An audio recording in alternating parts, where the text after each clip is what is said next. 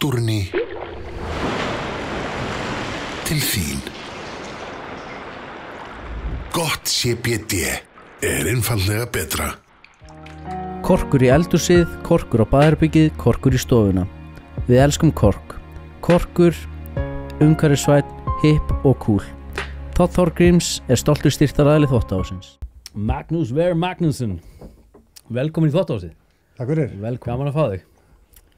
Það engin aumingjar í Þvottahúsinu í dag. Nei, aldrei aumingjar. Þannig að út sterkasti maðurinn sem við mættina í Þvottahúsið. Okay. Svolítið tæft, manstu þegar Bubbi ætlaði að mæta, hann hætti við. Já. Heldur að Bubbi það sterkar en Magnús Ver? Nei, ég held ekki. Þú sagði þetta á einhvern annan sem kom einu sinni, ég man ekki hver það var. Nei, það var hann allavega mjög sterkur. Já, ekki svona. En þú hefur 4 sinnum verið altså unnið titilinn sterkasti maður í heimi. 1991, 1994, 95 og 96. Já. Og tókst hann 3 ári röð. Já, það hafa bara 2 menn gert. Já, einmitt. Hver hinn? Bill Kastmæður. Það Kastmæðurinn? Já. Ok. Var það Kastmæðurinn sem ég heyrði eitthvað sögum daginn sem að þið tókuð eitthvað svona old boys? Eitthvað 3 árum svona, tókum smá challenge. Já, alveg rétt maður. Og hvaða æfing var það? Það er Herkulesarhald. Var það út fyrir? Nei, þú heldur sem sagt eins og Herkules held í hestorðan tilbaka eða og heldur sem sagt í svona 2 pillera sem þeir kalla eða svona staura sem að halla. Já. Og svo bara að halda þessu, þetta er á greipið og axlirnar og svona, halda þessu lengi og hægt er. Og ég veit nú ekki alveg að hverju Kastmæður lét tala sig í þetta því að þegar ég var að byrja í þessu sporti þá var ég nú svo heppinn að keppa við kallinn sko. Já. Og hann átti aldrei sjálfsími í greip þá. Hvað þá núna? Nei. Hann hékk í 18 sekúndur, ekki? Jú, það var eitthvað svoleiðis. Og þú hékkst í?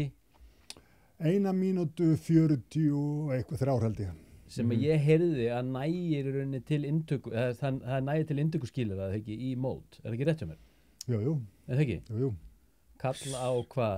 Á Fertugsaldri? Á fertugsaldri, eða? Ég er orðinn 58. Já, einmitt. Shit, maður. Gera það betur maður. Herru, ég skrifa hérna hjá mér, við erum að fara í þetta spjallina. Þú byrjar á ólympískum 1985. Ég byrjaði í kraftliftingum.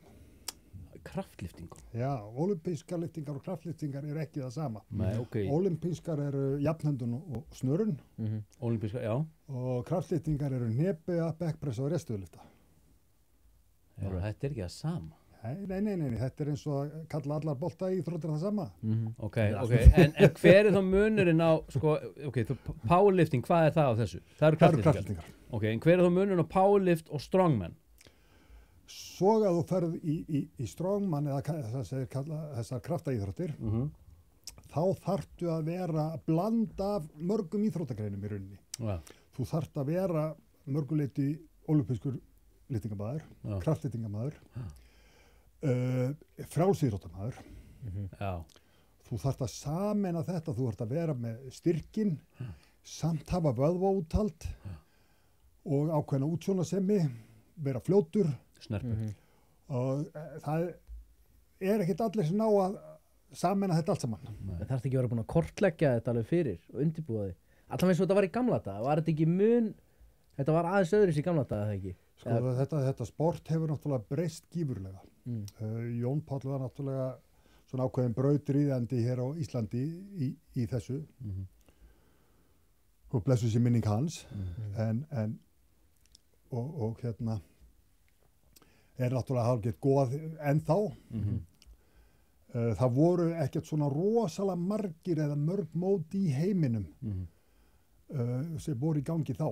Þeir byggu til sterkasti maður heims, það var búið til úr, það var verið að rökgraða hvað væri sterkasti íþróttamaðurinn. Er það kraftliftingamaðurinn, er það kúluvarparinn, er það ameríski fótboltamaðurinn, og það var svona smala saman úr alls konar íþróttagreinum og sjá hver væri sterkastur. Hvenær var þetta til? Hvenær var það? 70 og ég man ekki hvað það. Men ok, þetta verður til hann bara einhverjum 10-15 árum áður að Jón Páll til dæmis er eitthvað komið. Já. og í rauninni þegar Jón Páll kemur inn í þetta þá þetta ennþá ekkit rosalega margir, skilur. Nei. Og Var mikið svona media coverage á þessu þá? Já, sko, það var nú svolítið merkilegt að svo þegar ég kem inn í þetta og fer nú að keppa í liðakeppnum og svona að það farið að sína þetta meira í sjónvarpi hérna, að þá var verið að sína kannski þátt vik eftir viku og þá var bara fólk límt við skjáin, að hvetja sína menn. Og það var rosalega gaman að því í dag þetta orðið miklu meira og miklu fleiri mót, miklu meiri umfjöllun, menn hafa séns á því að bara meika stóran pening á þessu. Þetta er orðin svona margir armar. Maður einhvern veginn finnst þetta að vera orðin svona svolítið ruglingslegt með hvernig þetta var þegar ég var lítill. Þetta eru eiginlega orðnar, sko, það er komið nokkur sambönd í rauninni, þó að það sameinist í rauninni allir í sterkastum heims. En það eru svona nokkur sambönd sem eru bara með sín og sín mót undir sínum snærum og það er Strongman Champions League, það er Giants Live, það er Arnold Strongman og það eru nokkri fleiri og þetta er svona ekkert ósvipað í boxinu. Nei. En fyrstu erum þarna þessi mismunandi hvað ég segja, þessar deildir, þessar mismunandi deildir eru mismunandi kröfur gerðar á þessar deildir, hvað var það raunni lyfjaprófanir og alls konar svoleiðstótt. Sko þegar ég er svona nýrbyrjaðar í sterkastum heims, það var ekki áður, þá eru byrjuðu lyfjapróf og það er heilsufarstest og það eru læknatím, alltaf sem tekur menn og tjekkar á þeim og allt svoleiðis. Ég reyndar kem úr kraftleitingum og það er nú svolítið merkilegt að segja það að Evrópumótið var haldið hérna einu sinni í Íslandi, var haldið í Valsheimilinu og ég held að hvort það megi að vera 10 keppendur frá hverju landi eða eitthvað. Við náttúrulega Íslendingur vorum með full lið og ég var eini Íslendingur sem fór í próf. Akkur fóru hinnir ekki? Þetta er dreigð random. Já, þú meinar. Já, og já, það fara ekki bara allir. Einhverja hluta vegna og öllum þessum erlendum mótum allt sem ég fór á, dróst ég alltaf í próf. Er það eitthvað svona karma sem hangir yfir þig? Já. Og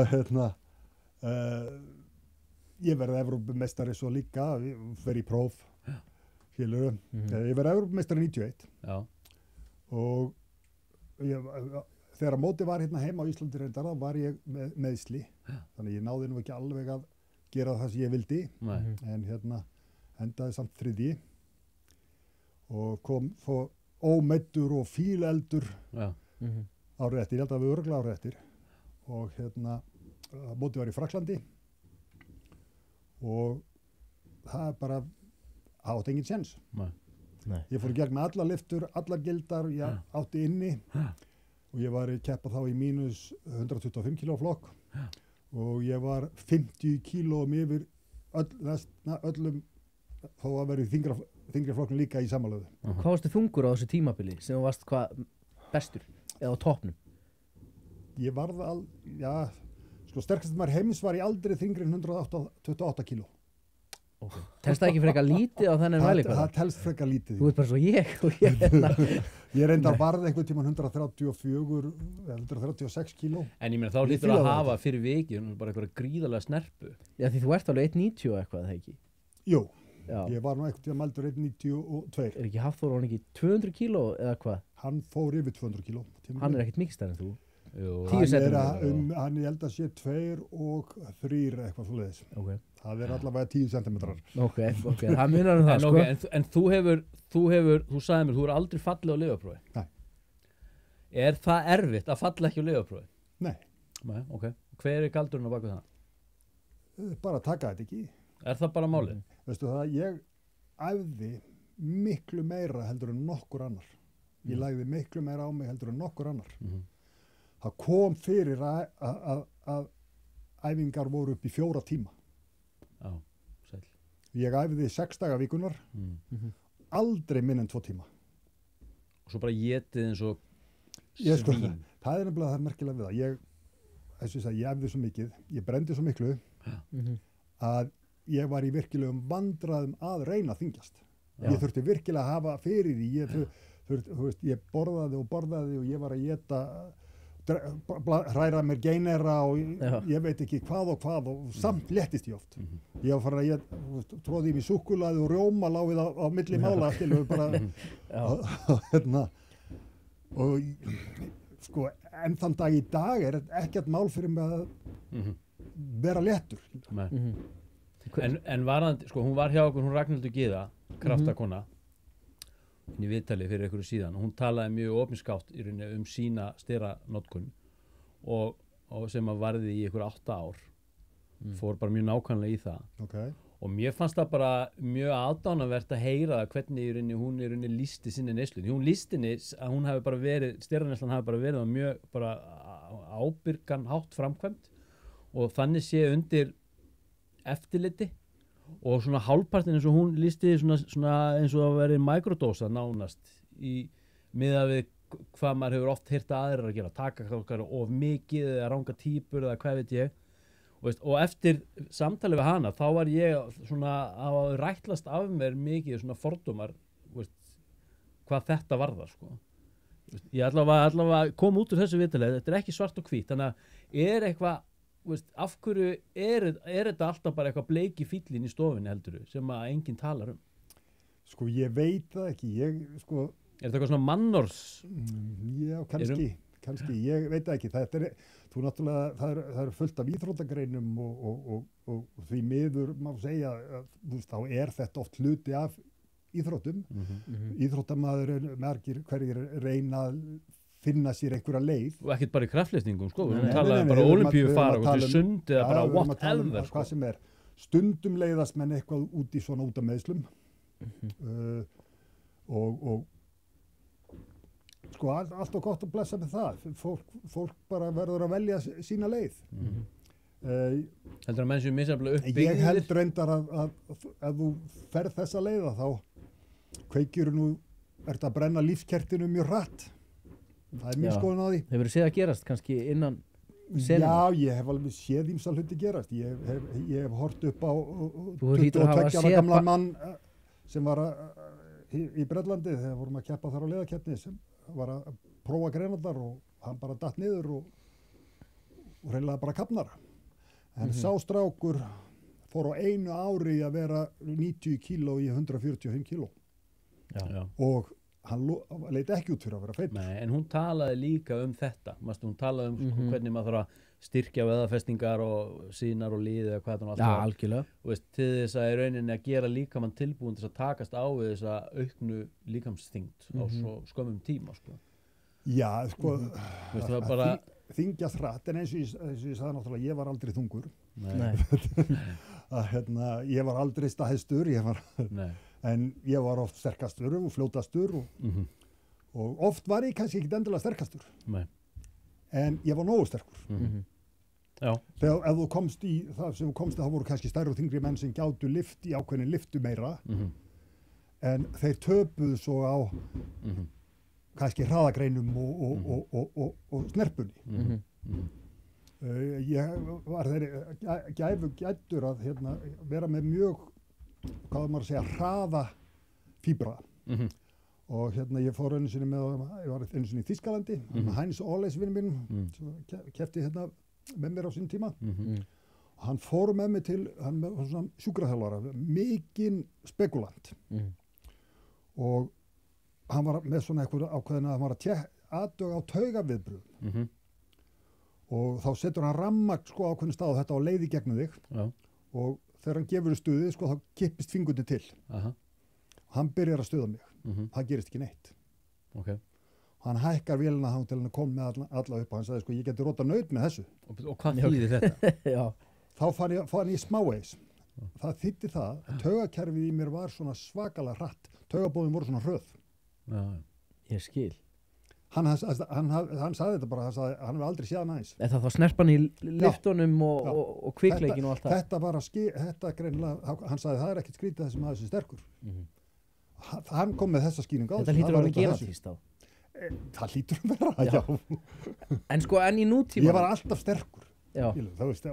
ég náttúrulega var svolítið alinn upp í sveit og á Seyðisfirði og Mér langar að koma inn á það aðeins sko, mér langar að fara aðeins aftur og eftir inn á Jón Pál og Stera og eitthvað svona og svo getur við sturtað hjónu klostið en sko, ég skrifa þetta handritina núna bara daginn já, bara á haföldinni, veistu hvað það er? já, Ég var að passa kött og 4 landnámsænur yfir áramótin og borða reyndýr. já, Ég var að horfa í Seyðisfjörð, ég er alltaf 23 áriðan og ég fyrir ræktina hana og það gengur svo saga að sko Magnús Ver hafi smíðað þessa rækt bara með berum höndum, bara bert stálið og ég fór eitthvað að googla þetta drast og það er sko, þú veist, þegar þú ert unglingur þá gerist það að lögreglumaðurinn og kraftlýsningamadurinn Óskar Sigur Pálsson flyttur í bæinn já, og hann hafði meðal annars keppt tvívegis á Ólympíuleikunum og talinn faðir lyftingan á Íslandi. já, Þannig að spurningin er, veist, bara hvaðan kemuru, sveitastrákur, ertu svona bara eitthvað nauta eðlisfari og er það rétt að þú hafi með berum höndum byggt ræktina á Seyðisfirði í kjallarunum á íþróttahúsinu? það er nú ekki alveg rétt. Er þetta íkjur? Það er nú ekki alveg rétt. Já. Það er svolítið íkt. En já, það er rétt. Óskar Sigur Pálsson flytur á Seyðisfjörð og hérna var náttúrulega mjög merkilegu maður og faðir kraftlýftingar eins og segir og lyftingarna og hann fær, við byrjum að mæta hann fær sko íþróttafélagi til þess að kaupa 2 lyftingastakir og okkur lóð. Okay. Það var ekki þarna. Það var ekkert þarna fyrir sko. Nei. Þannig að við förum að mæta þarna á þetta var svona frjálsíþrótta æfingar hvort við vorum að mæta 2 eða 3 í viku, menn ekki hvað þetta var og þetta var í íþróttahúsið það var náttúrulega það sem sundlaugin er. Já. Og þannig að alltaf á veturnar sko, það var sett sko, gólf yfir sundlaugina. Já, þú meinar. Hún bara tæmd og það var bara smíða gólf. Þetta er inn í sundlaugina? Já. Já, ok. Það var íþróttahúsið Já. á þessum tíma.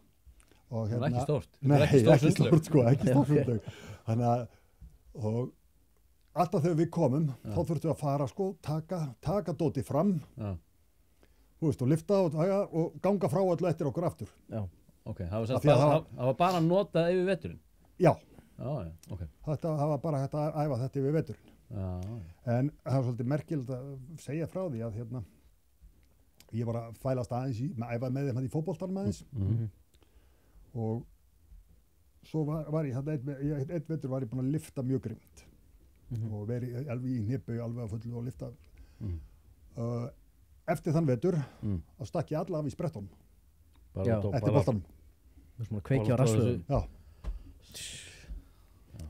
En sko, ég var orðin 120 kíló þegar ég hljóp 100 metrar ennþá 11 sekúndum. Já, vel gert. Í alvörunni. Og ekki niður brekku en eitt. Nei, Sæll. bara meiri sér á, sko, Bara niður fjarðarheiðina. á mölinni. Já, ok. Þetta er rosalegt. En þú ert þarna að austan. Ertu sveitastrákur? Já, sko. Henda böggum og svona vesinn? Faðir minn er sem sagt, var ættaður á Seyðisfirði Já. og hérna, ég átti mikið ættingjum þar. Hann reyndar, hérna, rauninni missi föður minn bara ennþá þegar þannig ég náði aldrei að kynast honum. Nei. Hann hérna lendi í Elsvoð þarna, brann inni. Móðir minn var á Jökuldal og amma mín og þau ættuð sko alveg ofan af Jökuldals heiði, skilur við, þú veist, þú var í síðasta búið þar sem að var búið í, Heiðarsel. Ef þú hefur komið þarna upp í, hvað er þetta, það er búið að gera upp eitt húsi þarna upp á Jökulsar heiðinni, hefur þú komið þarna upp í? Nei. Það er svolítið merkilegt. Okay. Ég fór þarna núna fyrir nokkrum árum og hérna fann tóftirnar, þetta er ennþá merkt sko, fann tóftirnar sem amma hafði alist upp. Já. Hérna, Það er svo hleðsluna. Já. Það er hérna, já, þannig að ég elst upp í sveitinni hjá ömmu og afa. Ég getur hesta morgumat og... sko, því að mamma var, þá fór bara að fara vinnanir á kannski Neskustað og skiluðu, þú veist, hún var það unga, hún náttúrulega bara starta sínu lífi og kynnist fósturföður mínum, sem var nú heljarmenni, sko. Ok. Þannig ég elst upp við þessi venjulegu sveitastörf og allt það skilur og svo þegar ég fyrir á Seyðisfjörð er ég í fiskvinnslustörfunum og því allir skilur. Þannig að hérna, að vinna, eða, þú veist, þetta er bara eitthvað sem er mann í blóð borið. Að vinna með höndunum og líkamannum, skilur þú veist. Veri í útskipun og beinn í baki. Hitt og þetta. Þannig að þegar byrjum að lyfta, ég var strax sterkur. Já. Finnst þér þetta að vera að hverfa í dag með unga fólkinu? Já, kannski. Já, ég veit það er haugur að liða í ræktinni sko, en þú veist, en ég er að tala um þetta þessi komur sveitinni þetta old school drasl. Já, það getur verið. Það er nú ennþá til fullt af fólki sem elst upp í sveitinni og kemur það en er frá sjávarþorpunum. Maður sér hefnilega, sko, þú ert að koma inn í ræktina í Seyðisfirði, sko. Þetta er alveg merkið, þú kemur bara allt í einu niður bara eitthvað svona kraftliftingaboblu þarna niður, sko. Ég fór svona á Kanari, ég var upp í fjöllum og þá lappaði ég inn í 7. áratuginn og þá voru allir hérna með steinlóðin. Já, þannig sérðu bara, veist, sterka stráka, sko, sem eru í björgunarsveitinni og þeir eru í slökkviliðinu og þeir eru öllu og, veist, gera oft að græja. Ég vann þarna í smiðjunni, vélsmiðjan Stál. Já, og var á samning þar og var að læra semst vélvirkjun. Já. Og eitt af því sem smíðaði, það kom þarna annar maður á Akureyri að vinna og æfa, Víkingur Traustason. Okay. Kallaður heimskautabonsinn. Okay. Hérna, kraftlýtingamaður, gríðarlega öflugur á sín tíma. Og við erum að lyfta hérna og lyfta með honum og okkur fannst ekki vera til, það var eiginlega ekki til nóg að lóðum. Þannig að ég í smiðjunni skar út plötur og límdi gummikant á, bjóð til lóð. Sem að reyndar komu út, sko, þau voru 27,5 kíló stykkið, en ekki 25 eða 30. Og fyrir nokkrum árum sá ég þau þarna ennþá niður í kjallarann. Þau eru þarna ennþá, sko. Eru þau þarna ennþá? Já, þau eru þarna ennþá.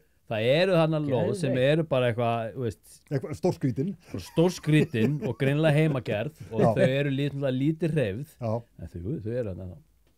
Okay. Ég síðast þegar ég fór þarna þá sáði ég þið ekki svona fljótubræði. Ég skal bara taka myndaði núna þegar ég fer núna í vor. Æðislegt. Sendi þér þetta. Æðislegt.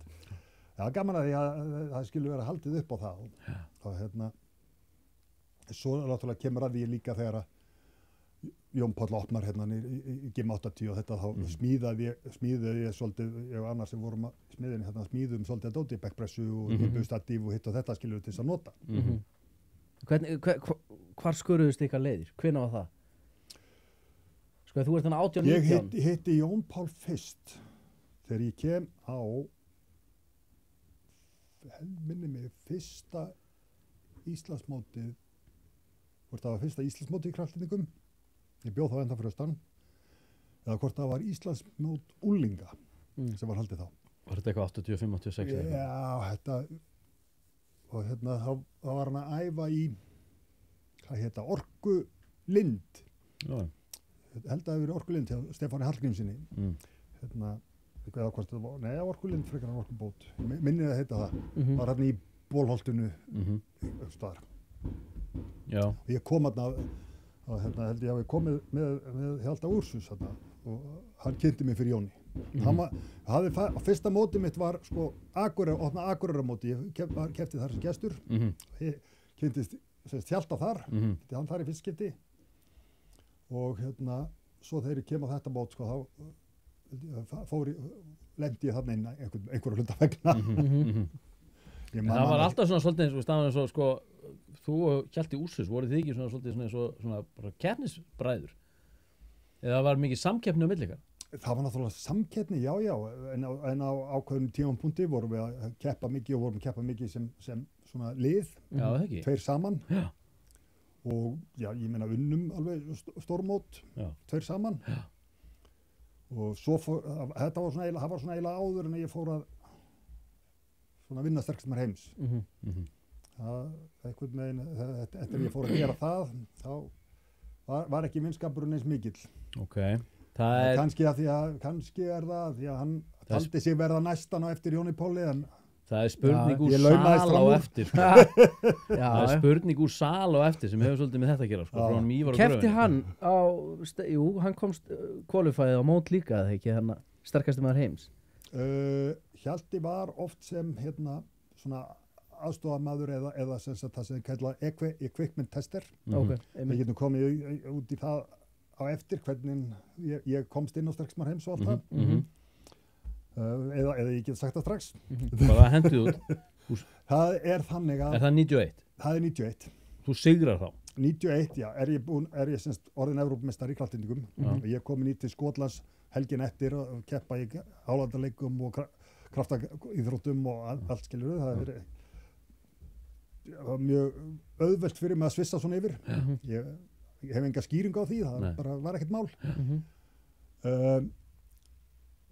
Svo líður svona sumarið og ég fekk, ég var þá ennþá í UIA, þarna íþrótta það var í Austurlands, fekk UIA til þess að sponsera mig með hvort það var einhver 3 flugför eða eitthvað. Þannig að þegar ég notaði sumarið, fljúa mig til Skotlands og þar fór ég til Kanada og ég var að standa mig mjög vel. Við endum á móti í Kanada, förum til Kanada, World Muscle Power og þar svona þurftu þeir að taka smá svona dirty leik á mig Jón og Jamie Reeves svo ég myndi ekki vinna mótið. Ok. Hvað meina, spörkuð í lærið? Nei, það var þetta var orðið þannig að það var 1 grein eftir og við vorum, sat í 3. sæti en þetta var svo tafn, það var bara 1,5 stig, 1,5 á milli okkar og þetta var, og Jón Páll var með forustuna, Jamie var í öðru og ég í 3. fyrir síðustu grein, sem var að hlaupa með þyngd. Og Jón Páll var slæmur í öklanum, Jamie er ekki svo flótur, þannig að ég vissi það bara með því að vinna þá og helst fá einhvern á milli að það myndi ég vinna mótið.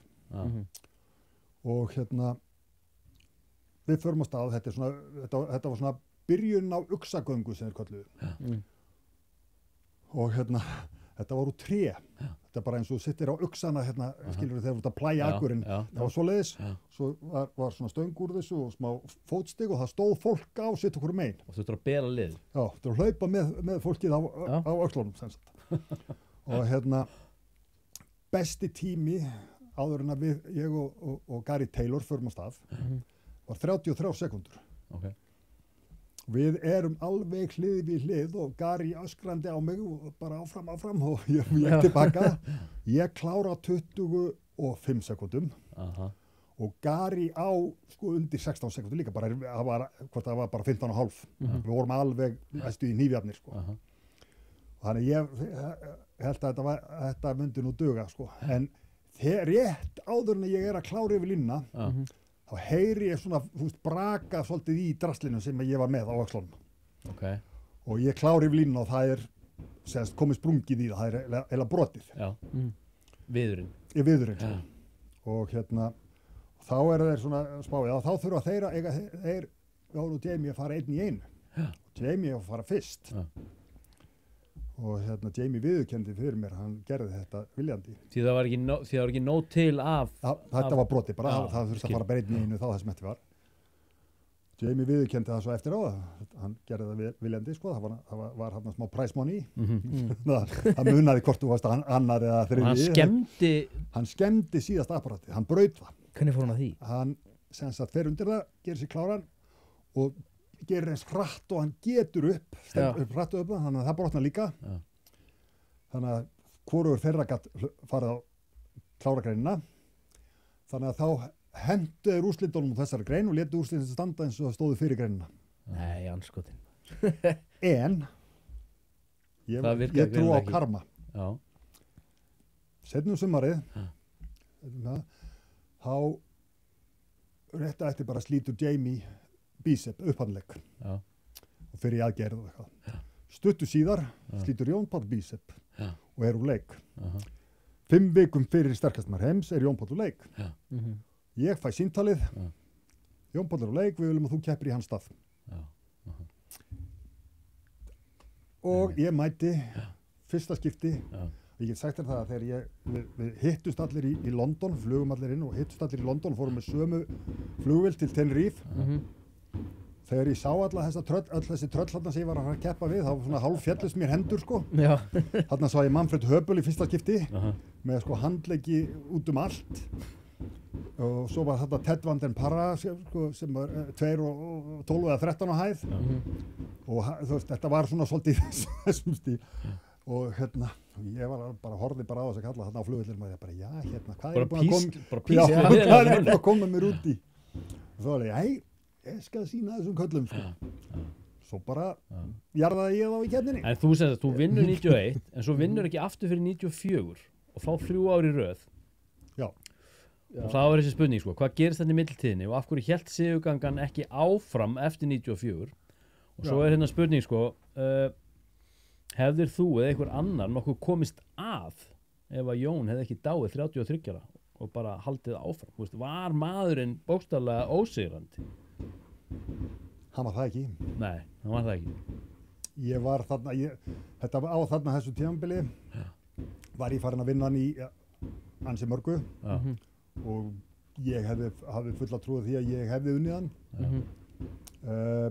Hann er talsveit eldri en þú. Ég tók meira í öllu heldur en hann og lyfti meira í öllu heldur en hann. Bætti öll hans met. En metur er náttúrulega til þess að bæta því.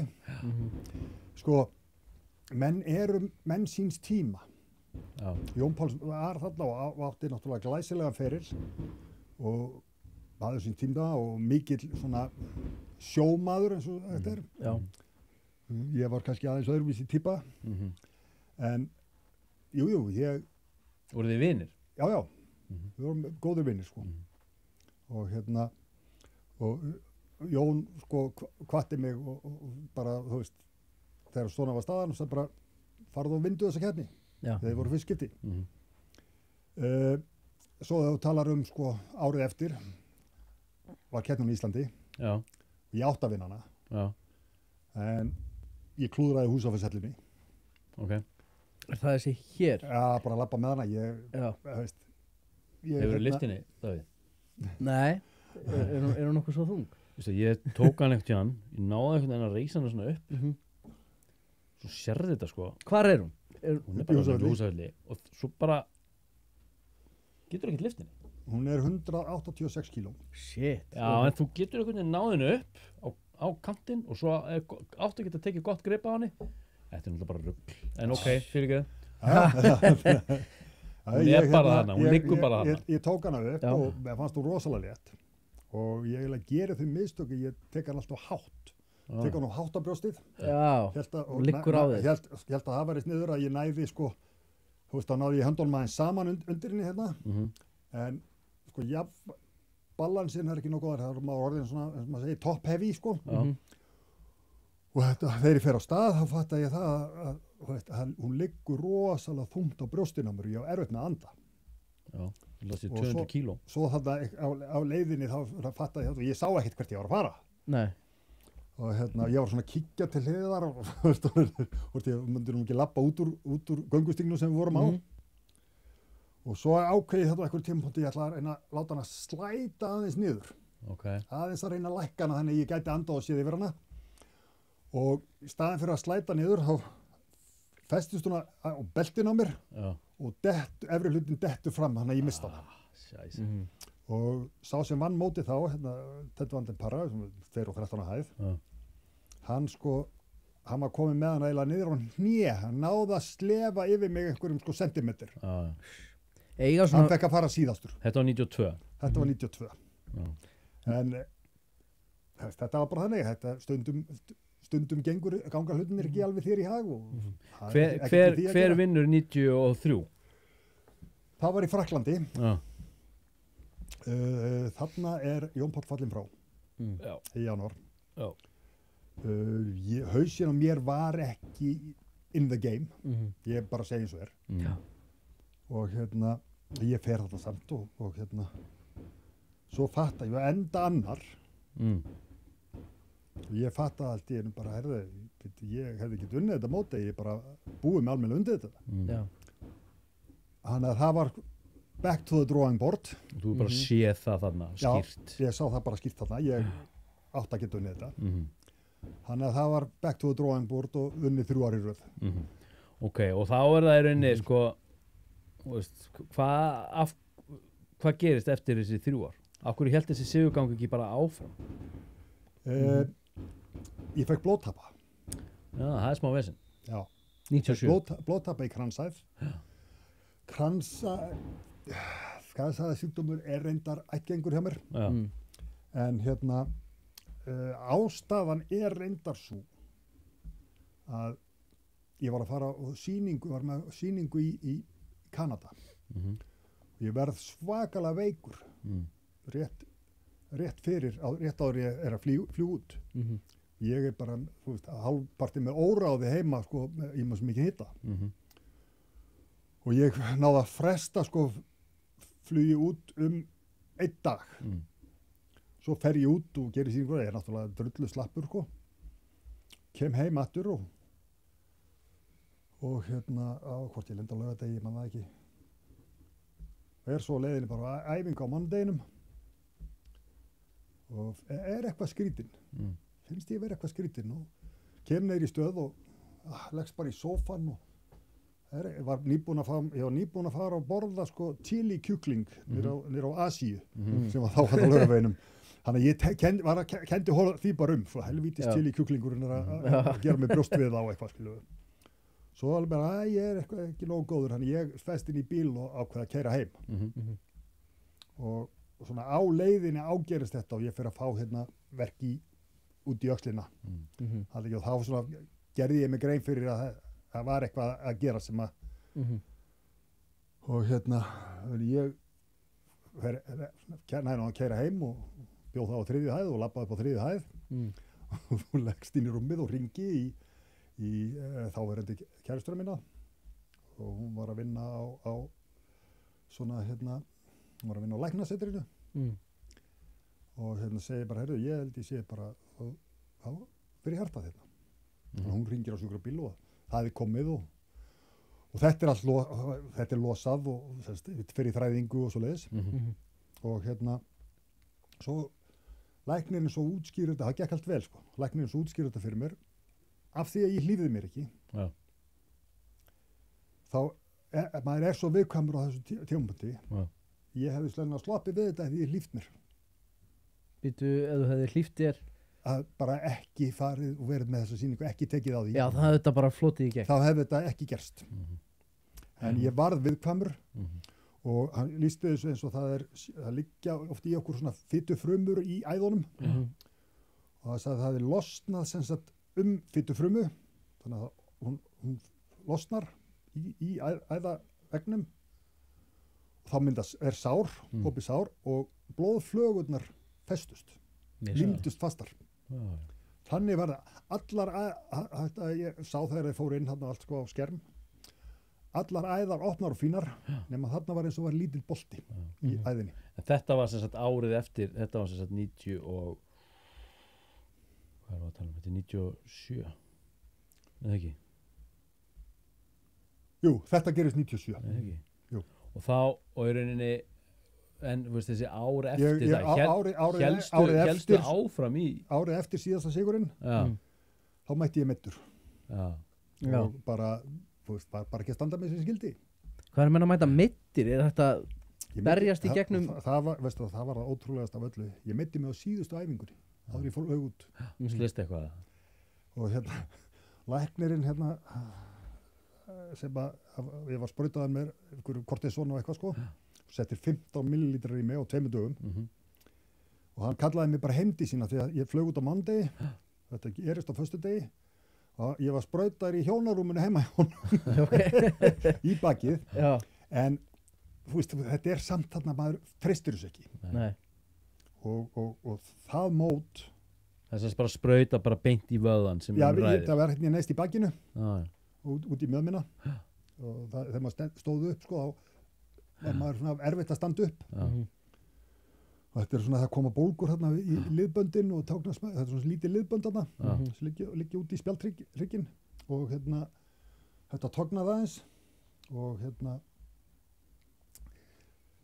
þannig að maður var að vonast til þess að þetta héldi en maður treysti þess ekki nóg og þetta var til þess að ég náði ekki að kvalifæta til þess að komast inn í úrslitin Nei. sem að var nú eiginlega alveg hálf sorglegt því að þetta var í fyrsta skipti sem úrslitin voru eins og það hefur verið sett upp fyrir mig. Nú, Ég hefði ekki í nokkurum vafa að ég myndi vinna mótið, vinna úrslitin sko. Nei. Það var Hneppega til dæmis og Hneppegan vannst á yfir 50 kíló minna heldur en ég var búinn að taka í þessari Hneppegugræði. Þannig fyrir þig hefði þetta verið borðleikjandi. Já, það voru rauninni 2 hleðslugreinar og svona blöndu hleðslugrein og svo tunnulhleðsla. Það var restuðlifta, það var að lifta drumbu. Þú veist, þetta bara... en heldur að líka með þinn þarna hafi bara sagt nú er þetta komið gott? Ef þú heldur mikið meira áfram þá er þetta bara Já, búið. kannski gerir þetta en Ég meina, er líka með byggður undir svona gigantísk átök í svona mörg ár? Alveg sama hvað er líka með þeir, þinn eða minn eða einhver annar? Nei, sko, það er náttúrulega er engin okkar Alla festurnar það er og engin okkar liðinir. byggður fyrir þetta, fótboltamenn, þeir eru nú Ekkert- svolítið oft já, úr sér gengnir eftir nokkur ár í fótbolta. Ég Þú er bara er búin svona að vera í 2 hnéðagerðir. Já, Nýkominn úr einni. ég er búinn að fara í fleiri, sko. Já, það. Þú erum með splunkun í hné, eða Það er ekki? búið að fara núna er búið að fara í bæði hnén 3 svar. Já, það er vel gert. Já, Ertu með ný hné eða hvernig? já er- ég var að klára núna bara fyrir 6 vikum setni Já. hnéskipti. Heldur þetta að vera síðast skiptið það? Já, ég held að þetta sé orðið gott. Getur En ég uppalega, er þetta beigja með gerfinni? já, uppalega þá reif ég aðeins upp í sínaldar þetta báðum fyrir ofan hén þegar ég vann mótið í þriðaskipti á Bahamas. Já. Og ég var í alls konar leysir meðferðum og allt í heilt ári og vann samt árið eftir. Já. En það rifnaði semst upp í sinnina og svo fer að myndast kalkmyndun í þessu. Já. Og þannig að maður var alltaf bólginn og ómulegur. Þannig að fyrstu aðgerðnar þá var farið inn smáskurður, Já. skorinn svona fleigur upp í sinnina, hún saumur saman aftur til að taka kalki í burtu. Já. En þetta var ekkert nóg, það var áfram að myndast kalk á allri festunni, sko, allri sinnafestunni. Þannig að næst átti ég að fara inn, þá átti þeir að skera sinnina lausa, hreinsa endan, sko, skera og festa hann á aftur. Var það öðrum megin? Já, öðrum megin í hennu. Já. Fyrsta skipti fór ég með bæðin hérna í hennu. Já. Það var svolítið erfitt að fara að setjast á Já, klósett. því þetta er alveg, skaðin er báðum megin, þetta er jafnt. Þetta er jafnt báðum megin. Ég við fyrst skipti þá var ég að ræða þetta á lækninu og ég sagði, hvað er ég lengi að jafna mig? Svona 6 mánuði eða eitthvað svona. Ég sagði, ok, getur ekki bæði bara. Það er helmingi styttið tíma að jafna mig. Já, nákvæmlega. En svo næst þá átti ég að fara og átti að skera þetta af. Á Vestfjarðavíking ríf ég helmingin af. Já. Þannig að það var helmingurinn af sinni var farin af. Ég kláraði nú samt Vestfjarðavíkingin Á hálfri. með hálfa sinn og vann hann.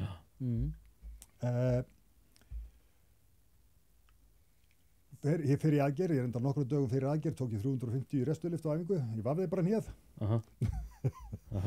Skynsalegt. Já, það er að vera í góðu formið þegar ég færi í þetta. En það var gert og það gekk mjög vel.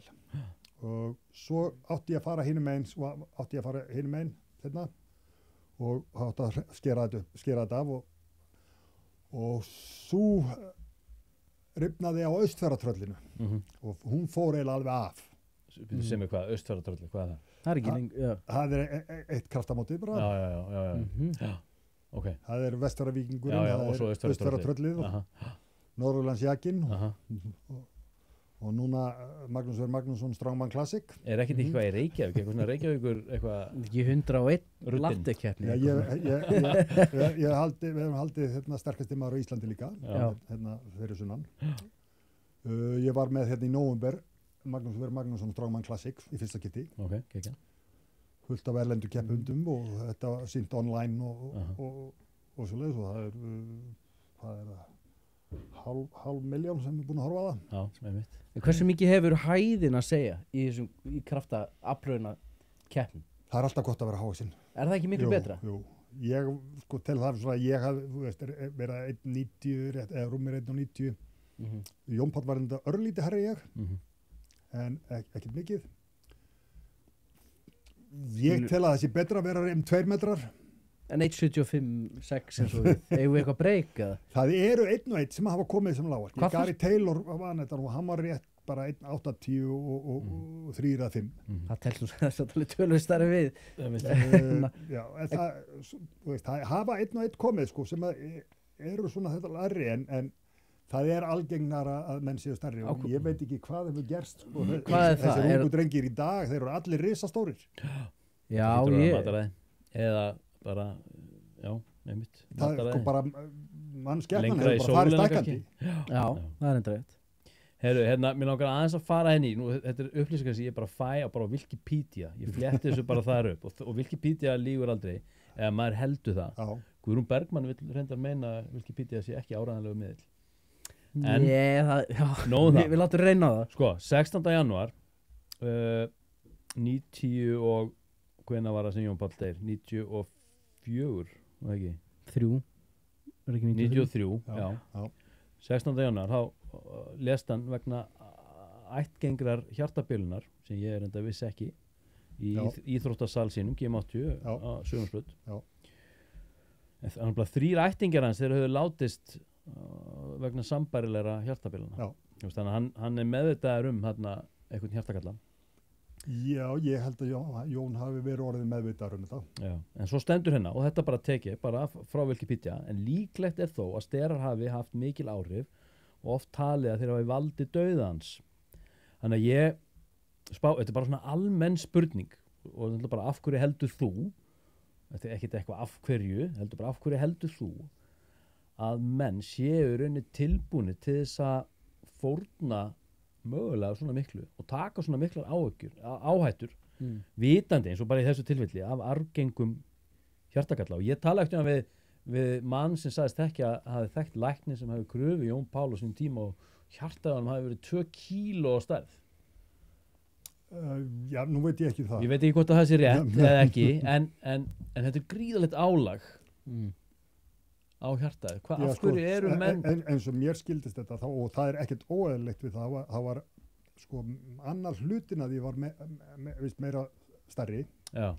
Og sem er ekkert óeðlilegt við það ef að hafa verið komnar þrengingar. Nei. Þá er það að reyna meira á sig og það er ekkert óeðlilegt við það. Það er ekkert óeðlilegt við að íþróttamanns hjarta sé stærra heldur en venjulega. Þetta er bara vöðvi. Hættan er svo ef að hjartað í þér, vöðvin í þér fer að verða þykkur. Þá ertu í hættu því að þá hættir hann að fungera rétt. Bara upp á hreyfigetu og annað. Þá verður hann stífar í hreyfingum. Já, einmitt. Og það er eina hættan í þessu. Sem hann alltaf hlýtur að fylgja. Já, segir sér sjálf. Hjarta stækkar ekki og heldur bara og verður bara ennþá eitthvað þunnt sko, og stórt. Þannig að þetta hlýtur að vera mikil áhættu. En af hverju, ég meina, hvað er það í þessu, hvort þið séu kraftliftingar eða aðrar íþróttir, veist, bara að vilja og taka þessar áhættur, heilsufarslegu áhættur fyrir eitthvað svona nokkur ár. Skilur þú hvað það? Nú get ég ekki svara fyrir aðra. Nei, nákvæmlega. Ég bara veit það ekki. Þetta skiptir fólk greinilega miklu máli. Líklega er þetta að keppnisskapið tekur völdin eða eins og ég sagði þú ákveður að gera eitthvað til þess að hjálpa þér í gegnum meiðsli. Aðrir reyna að gera og reyna að stytta sér leiðina. En það er í rauninni alveg sama þú gerir eitthvað svona eða eitthvað. Það er ekkert sem styttir leiðina því leiti. Þú þarft að bara vinna. Þetta er ekki beint langhlaupsleið, sko. Nei, þú þarft að leggja inn alla vinnuna og miklu meiri það. Ég reynda var til að heppin, þrátt fyrir að ég hef fengið þennan blóðtappa, þá held ég áfram að keppa. Fjölda ára eftir það, ég held ég eftir rauninni sko verið 45 ára þegar ég loksins hætti þessu, en það var nú bara fyrir að ég var að slíta hitt og þetta. Það gerist líka, sko, maður verður brothættur, sko. En þú er aldrei íhugað að fara þessa leið með þessi meiðsl og slit og annað? Nei, ég er náttúrulega bara ég fann mig alltaf út úr meðslum, ég fann alltaf leið fram hjá þeim. En ef ég reif hérna í upphandlegg, ég var búinn að slíta hnén, ég var búinn að gera þetta, ég var búinn að fara í aðgerðir, ég var samt mættur aftur og bara gekk vel og allt það. Og svo einn Vestfjarðavíkinginn ætlaði ég nú ekkert að vera með, sko. Það voru eitthvað fáir keppendur, við vorum eitthvað smá í vandræðum með þetta og ég var ekki í formi. Ég lét tilleiðast bara að vera með líka bara. Og þá reif ég hérna í upphandleggnum. Þá sagði ég, ok, nú er komið nóg. Þá hætti ég þessu, en ég sleit ekki sinnina, ég þurfti ekki í aðgerð. Nei. En hann svona styttist aðeins þetta vöðin. Þetta er mjög algengt. Já, sko, að slíta bísepp sinina er mjög algengt. Jón Páll lendi í þessu og það er mjög nokkri hérna strákandi bara lendi í þessu. Þetta er mjög algengt meðsli. Ég þekki menn sem hafa engið þetta bara við að setja grill upp á pallbíl. Kristinn bróður, hann sleit á sig bísepp. Ertu það ekki bara með allt og stífan bísepp? Já, hann var bara að bera gísplötu á þriðju hæð og hún bara rúlaði hennar bara upp. Þetta er oft, ef þú ert eitthvað aðeins svona boginn, þá ert að reyna á þetta, sko. Menn hafa þetta slitnað í restuðliftu af því að menn halda annari hendinni opinni. Myndur ekki mæla með því? Jú, það er allt í lagi. Menn gleyma sér stundum og eru aðeins að tóka, skilu, í staðin fyrir þú í restuðliftu átt að hugsa þetta, sko, hendunar eru bara svo spottar út frá öxlunum. Já, þú meinar. Þú ert ekki að reyna svona, þú veist, körla þetta í leiðinni. Nákvæmlega. Þetta er góð punktur, ég ætla að nota þetta morgun. Þegar ég fer með mín 90 kíló. Þetta eru svona, ertu ekki svona? Ég er hérna svona, sko. Já. En ég, sko, þú sagði mig, sko, Gunnar, þú ert að krysta stöngina. Þannig að það er galdurinn mig, krysta stöngina. Ég krysti allt. Ég hef reyndar gert, sko, ég æfiði með þetta mikið með að vera með báðar hendurnar fram á stönginni. Hluta til að því ég vildi nota gripið sem mest.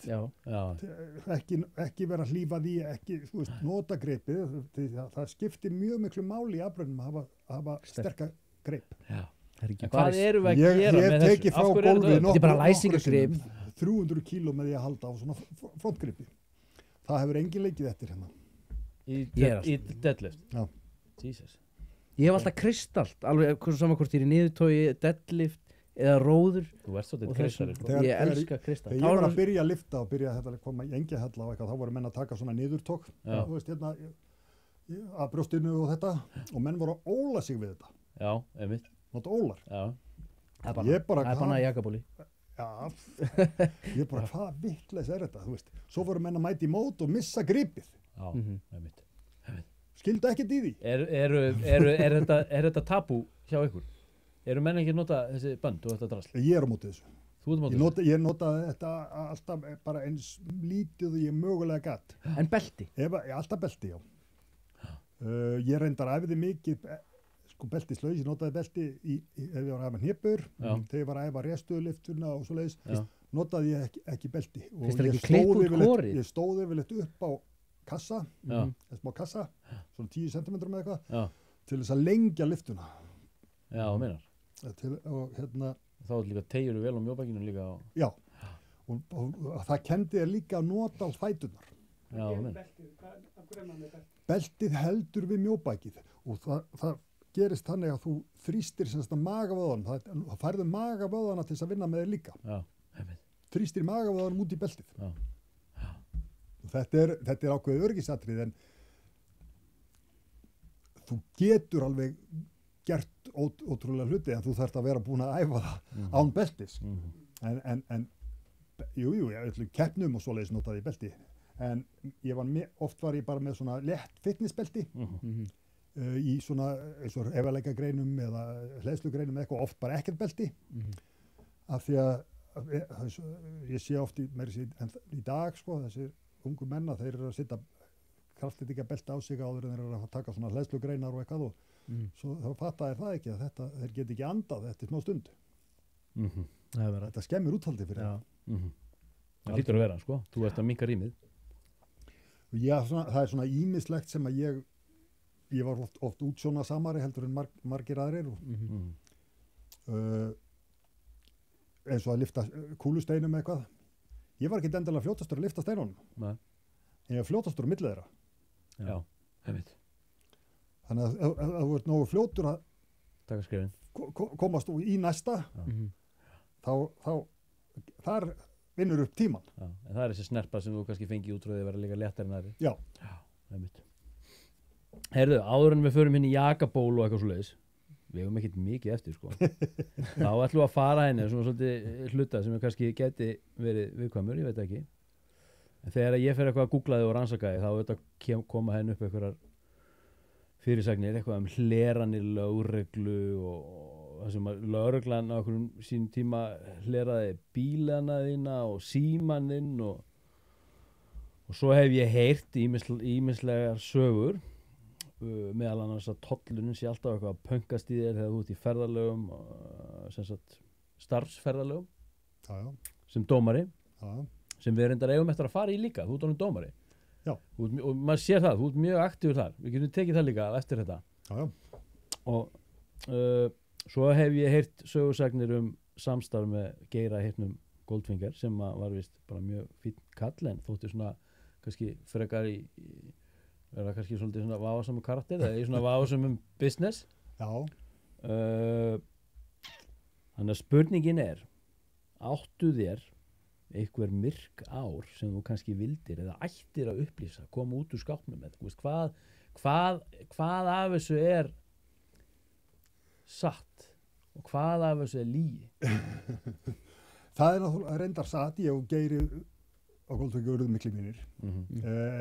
Það kemur til, ég var að vinna eitthvað sem dyravarður, Geiri kemur til mín og fyrir að spjalla við mig og biður mig svo að hitta sig eftir helgina og hann vildi fá mig í vinnutilsýn og sem ég geri og þannig ég fer að vinna fyrir hann sem dyravarður og svo tekst með okkur vinátta bara.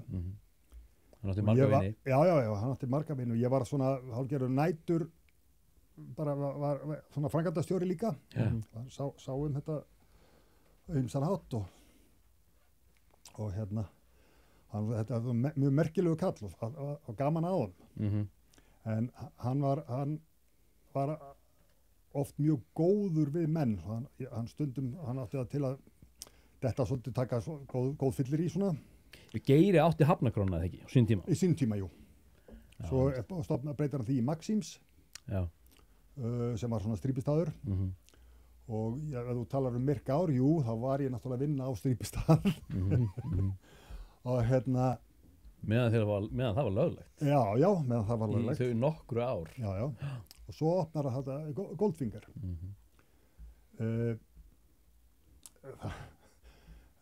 Kallinn var stundum átti í vandræðum með hann ef hann datt í það og þá kom hann kannski upp eftir. Og þá var hann komin með alla róna bæjarins með sér, sko. Já, ok. Það var búin að gefa þeim öllum í glas og eitthvað, eða láfið, sko. Það var maður fólksins? Já, hann var maður, já, hann var alveg, sko, góður við alla, sko. Og ég þurfti svona, þú veist, að nota tækifærið oft, sko, svo fór kallinn inn og svo bara þá notaði ég tækifærið svona, hreinsaði út þessa svona óæskilegu. Já, ok. Sagði nú mættu þau bara fara. Já, þú hefur aldrei örugglega þurft að beita einhverju miklu valdi, ég meina það ekki annað en að bara mæta svæðið. Það kom nú því miður fyrir, en sko fyrir mér þegar ég var í þessu að vel kvöld, ef maður þurfti helst ekkert að gera. Já. Þú veist, auðvitað þurfti maður stundum að snúa upp á einhvern og standi því og það, þú veist, það er aldrei gaman og það er oft erfitt að, þegar þú lendir í því að erfitt að meiða ekki. Ef þú eiga við eitthvað sem er alveg kolvitlaus, þá þarf það að taka fastar á honum. Það getur enda á því að meiða sig. Og en þetta var oft, ég var oft búin að reynsa út, sko. Það voru svona alls konar Lalli Jóns og einhverjir skilur sem ég var búin að bara senda í burtu, svo kemur Geiri kannski og herðu, hvar er hann þessi? Já, hann fór bara heim. Lalli sem bæði vei, bara snúaði blaðinu. Þú þetta ekki að gera mikið við hann í dag. Nei. Ég segi, þú tók bara svona dæmi það. Einn tektasti þessi maður. Einmitt. Já. En hvað með þessa fyrirsögn sem ég lesi þarna? Með þessar lögreglu hleranir, var þetta bara alltaf einhverjum miskilningi byggt? Sko, ég náttúrulega gegnum þennan starfa Já. kynntist maður ýmsum aðilum í þjóðfélaginu og kannski ýmsum sem höfðu ákveðna fortíð og voru í hinn og þessu skilur þegar voru alls konar gestir sem komu þarna og ég átti alltaf gott samstarf við alla. En það sem ég held að það gerist að ég mér boðið að taka þátt í að fjármagna sendingu sem gám af vodka og sem ég geri og setja eitthvað í og það aðrir sem eiga meiri hluti í smygl. Nei. Við erum bara að tala innflutning. Já, Okay. bara innflutning, þetta er tollað og allt svoleiðis og þú veist, ég sá ekkert það, þetta fór alveg eftir löglegum leiðum til landsins. Já. Og en svo þegar þetta kemur upp, svo einhverju setna þetta fæ ég hringingu, þá mér tilkynnt það frá lögreglumanni að þeir séu búin að vera að hlera mig. Í einhvern tíma? Já, í einhvern tíma og ég alveg bara, svo ætlar hann bara að segja bless. Já. Og ég alveg, herðu, byttu. Þú veist, ég var á bíl, sko, þannig að var ekki með penna eða neitt, sko. Og ég sagði, á ekki að segja mér af hverju eða neitt. Já, sko, hérna, ég get látið að hafa málsnúmerið. Ég getur ekki bara sendt mér málsnúmerið á SMS-i og það ringi mig. Svo var líðin vika og þetta SMS kom aldrei. Okay. Og þá setti ég lögfræðingin vinn minn í málið, hjá OK lögmönnum. Og hann fyrir að reyna að krefja það að svara. Þetta var allt voðalega loðið sem kom tilbaka og það var eiginlega þurfti að toga allt úr þeim með töngum. Ok, en þetta hefur semst aldrei verið staðfest í rauninni? Að þeir í rauninni hafi verið að hlera þig á þessum tíma? Það var staðfest. Við fengum svo gögn, svo var lögfræðingur með gögn, sko, ok, það er komið gögn, það hefur verið heimild á hlerun. Og þá var það vegna einhverja sögusagna. Já. Sögusagnir það maður. Já. Og lögfræðingur fyrir að spyrja, en þeir eru ekki komið með af hverju. Nei. Þeir eru ekki búin að koma með fyrir að krefja á þeim það. Og svo kemur þó afrita af þessu öllu og það kemur í ljósa að einhver staðar að ef við átt von á smygluðu vodka sem var náttúrulega bara kjaftaði. Svo var þetta bara tolla. Já. Og þeir fóru vist í þannig gám og leituð og allt, sko. Já. En einhverja hluta vegna þeir fengu eitthvað dómara til þess að kvitta upp á það að sem sagt hlera síman minn og hlera og setja eftirfarabúnað og ég veit ekki hvað í bílinn og allt skilur þetta þýðir það að þeir þurfa að brjótast inn í bílinn. Já. Skilur og þeir voru sem sagt að hlera síman hjá dóttur minni. Líka, hún var með GSM síma frá mér, skilur og þú veist það var sem sagt heimild á öll númer sem tengdust mér. Og okkur fannst þetta núna helviti mikið gróft af því að þeir gátu ekki gefið upp neina ástæðu. Nei. Þannig að þeir ákvaða að fara bara með þetta lengra. Og fórum bara með þetta alla leið. Þetta var vita mál allan tíman, þetta var unni mál. Og sko bæturnar eða stífgar, Þér var dæmt í vil eða ekki? Jú, mér var dæmt það, sko, ég man ekki hvort að ég vekk eitthvað 700.000 í bætur. Það kannski skiptir ekki öllu máli. Það skiptir ekki máli, heldur lét ég fara með þetta sko alla leið og öll dómstig til þess að þetta kostaði þá nógu mikið. Já, ok. Var það ásetningurinn?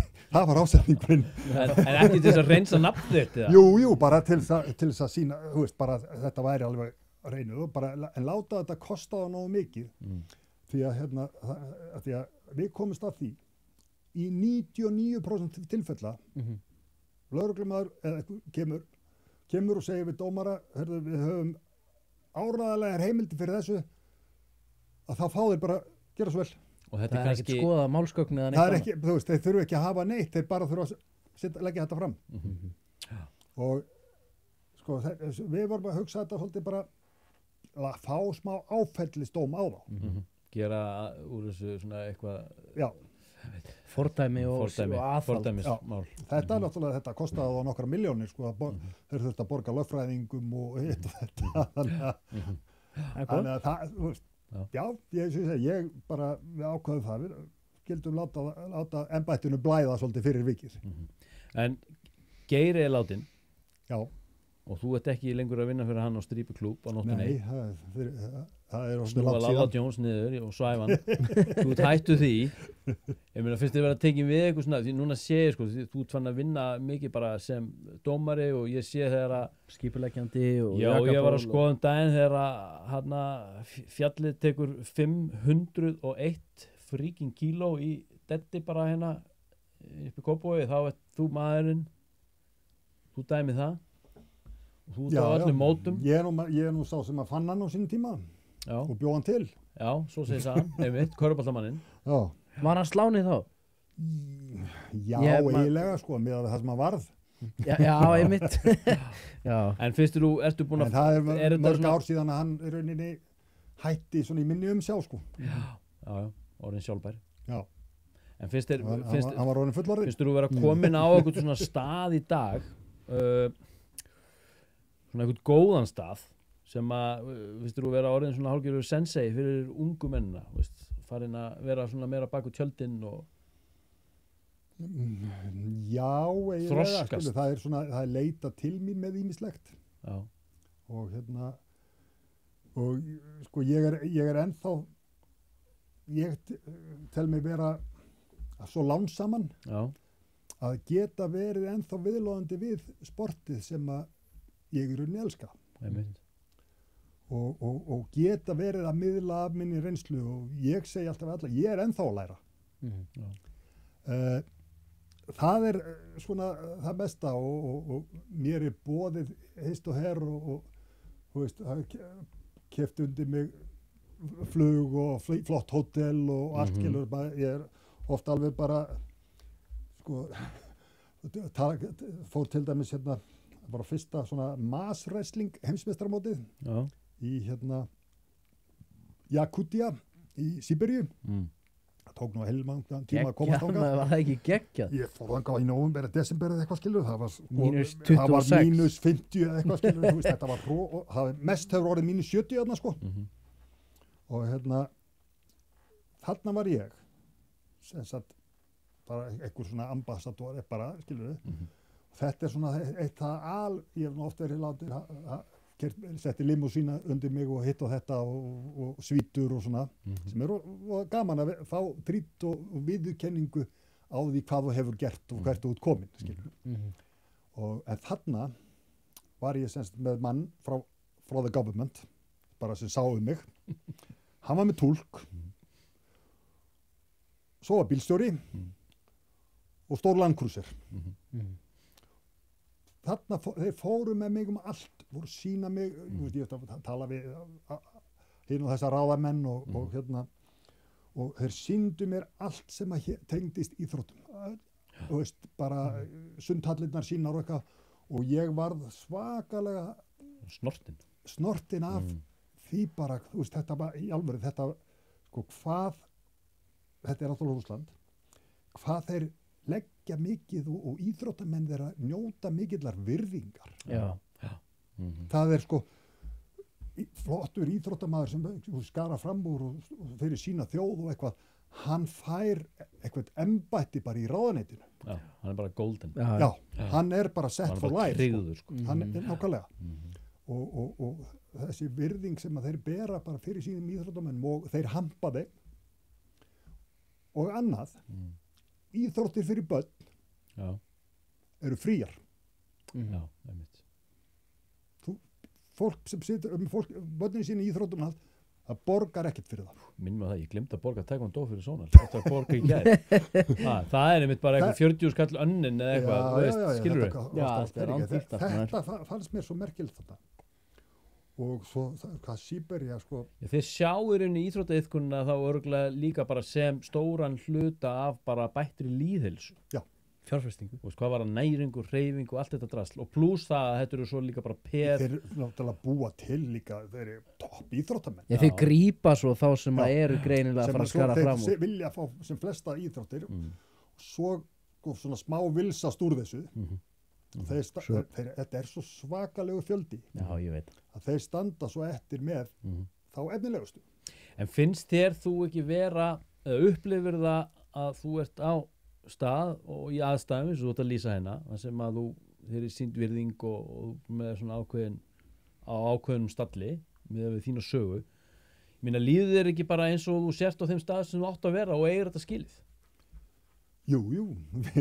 Þú ert bara, þú ert Magnús Ver. Já, mér líður mjög vel með það og mér líður mjög vel að vera á stalli með þessum gömlu kempum, þú veist, Kastmaður, Jón Páll, þú veist, og þessum mönnum í dag, Sitrúna Savickas, Brian Shaw, þú veist, menn sem hafa unnið sko sterkast með heims svona oft. Þú ert ekki hjólastóla, ónýtur og... Það ekki nema 22 eða 3 menn sem hafa unnið sterkast með heims. Já, það er bara svo. Já, þú meinar. Það sko einn sem unnið 5 sinnum. Við erum 4 sem unnið 4 sinnum. Já. Einn sem unnið 3 svar. Nokkur sem unnið 2 svar. Og svo eru þarna nokkur margir með einu sinni. Þú ert miklu sterkar en Bubbi. Já, þokkalega. Já, shit maður. Við erum búin að fara svolítið yfir að hvernig þú ert í skroknum, hvernig er andlega hliðin? Það er náttúrulega, ég meina, hvernig ertu?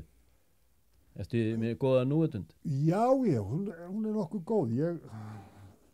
Ég er reyndar þannig, eftir að maður hætti nú öllu þessu næturbröldi og þessu næturvinnu og þessu. Af því að á sínum tíma þá var það ráðið, maður var náttúrulega að sjá fyrir sér og bestu launin hafði maður á nóttunni og æfið á daginn. Í dag er það þannig, ég fer snemma að sofa og ég vakna snemma. Og mér líður miklu betur með það. Þannig að það er eins og ákveðnum kafla sér bara svona lokið. En ég er náttúrulega gangi gegnum þessi hnémál og annað er orðið gott og ég er að vona að hitt verði gott líka. Er ekki erfitt að líkaminn fylgir ekki hausnum? Já, ég veist það, sko ef það væri ekki fyrir þetta væri ég ennþá að. Það væri ég örugglega ennþá að keppa. En það satt maður í þessum stól fyrir 3 vikum, hann nýbúið að sauma á nýjar hendur. Já, þannig að Crimea River, sko. Það er ótrúlegt. Það er ótrúlegt. Það er magnaður karakter. Já. Hann er líka bara... Það er líka bara einn Guðmundur Felix. Já. Og það er líka bara einn Magnús Ver. Já. Já, geggjað. Heyrðu, þannig að jakabólið. Já. Ég var nú í Laugum á hann. Og það er einn rosalegt kvikindi. Þetta er frægur kall. Alltaf bara svona einhverjum inniskóm. Ari Gunnarsson. Það hlýtur að vera Ari Gunnarsson. Ég held að segja það, já. Hendurnar á honum, það voru bara eins og lærin á mér. Veist, hann er hann niður í Laugum. Hann er svona eins og Popeye. Rosalegt stykki, sko. Og, veist, en ég held að svona gaurar þrífast ekkit í svona vennilegum stöðum. Veist, og þá ef maður komið með eitthvað svona jakaból, það sem út með bara eitthvað ruggdrasl fyrir svona menn eins og okkur. Veist, að henda einhverjum traktorstekkjum og eitthvað, hvað þið nú eru að gera. Þrífast þessi menn bara á svona stöðum? Já, mikið til, sko. Ari Gunnarsson æfir nú í jakaból líka, sko. Já. En hann býr þarna rétt hjá Laugum. Já, það er þess vegna. Hann getur bara labbað, sko. Á æfingu. Hann er bara hann í þarnastu götu, sko. Getur með þessna mætt á inniskónum bara. Ari er ótrúlegur, já. Jakaból varð til fyrir nokkrum árum. Við áttum svolítið af lóðum og dóti og það lokaði fyrir þar æfingaðastöður sem við höfðum. Síðasta var náttúrulega GM80 og svo kom hann Silfursport var í smá tíma og svo kom þarna bara Eiða og við höfðum ekki að ég fór að æfa í sporthúsinu þá og ég bjó hérna niður í rétt við Þverholtið eða eitthvað, ég bara var að horfa á þetta hús hérna, gamla sólhúsið, Sólvíkinghúsið og þetta er svo allt í einu hugur, kannski væri nú bara sniðugt að við myndum bara gera okkur eitthvað